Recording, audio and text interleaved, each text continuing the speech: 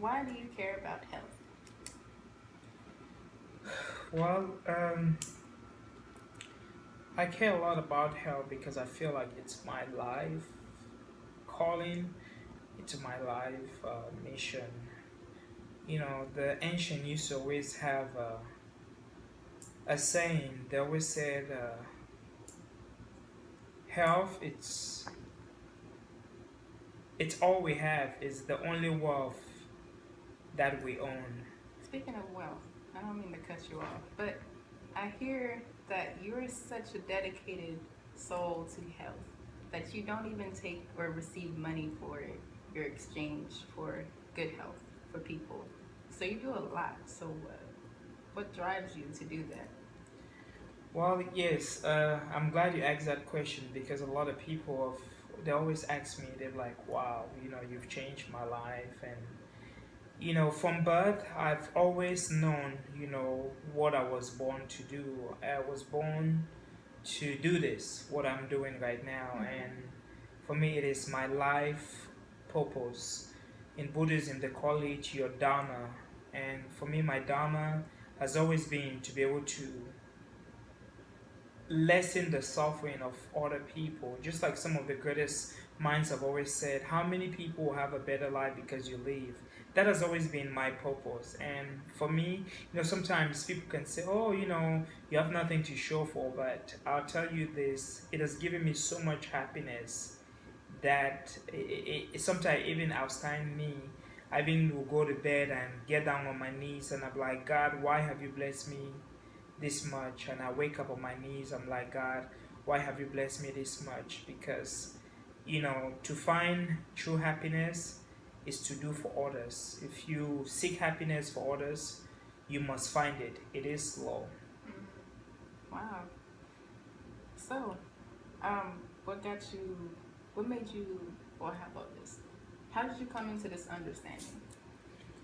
Well, how I came into this understanding, I've always had a strong connection, with my ancestors, and I've always understood a lot of things, even as I grew up, that a lot of people didn't understand when it comes to a lot of things, even like when we talk about like witchcraft, voodoo, magic. I've Mm-hmm. always been so intrigued to know, and my grandfather passed down a lot of his knowledge. My grandfather was actually one of the most mystical people in Africa that I actually know. He was a man who could fly, he could levitate. A lot of people in my family, they still talk about this.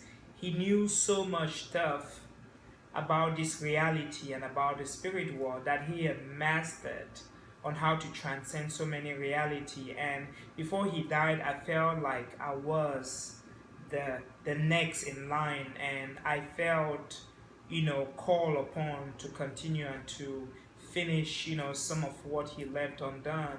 And my grandfather used to heal people. People came from all over the world and he'll heal them, and he never ever charged a dime for ever doing this kind of work, and he did it faithfully. If my grandfather ever wanted to be a multi-billionaire, he would have been, because I know of people he healed who brought 18 wheelers of money to him, and he always said, no, I can't touch it. And he never ever let money pollute his mind. Sometimes people, they're so caught up in this whole money, money, money, money, money, where they actually lose their soul. Us, really, as human beings, we are Mm-hmm. actually caretakers of one another. But until the human race become caretakers of one another, us as a human species will all get extinct, because most human beings, we used to live in tribes or whatever. We were connected to each other, we took care of each other, watch one another's kid.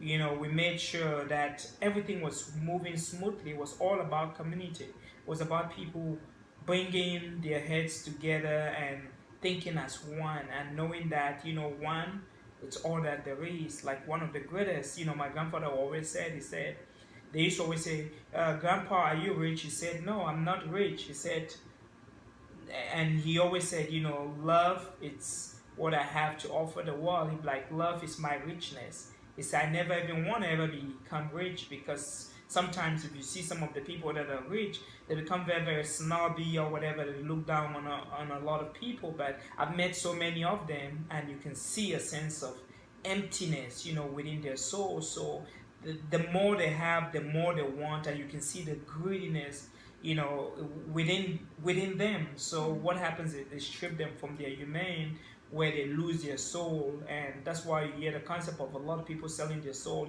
for money. Hmm. Wow. That sounds like a lot of people in the entertainment industry. Yes, correct. Yeah. Yeah. Wow, okay. Well, thank you for sharing. Yeah. Do you have anything else to add? What do I have to add? Always, I one advice I want to give people is that, what, self love is everything. Most of the time we're out there, we're seeking for love from maybe family, maybe from a wife, maybe from a kid or whatever. But self love, if you have self love for self, it's very, very powerful, because most people, they're constantly running away from themselves. They're always with every other person, but they're forgetting themselves. That's why a lot of people, sometimes when they're left by themselves, they don't know how to handle themselves, because they've never spent time with the most important person, which is self. They also hide behind their things too. Yes, and then yeah, a lot of people, especially nowadays in this modern world, a lot of people are hiding behind their money, behind their things, behind their properties. Their dogs. Their dogs, their cat, their cars, their bank account, but if you meet most of all of these people and look at them, pretty much you can feel a void, an emptiness.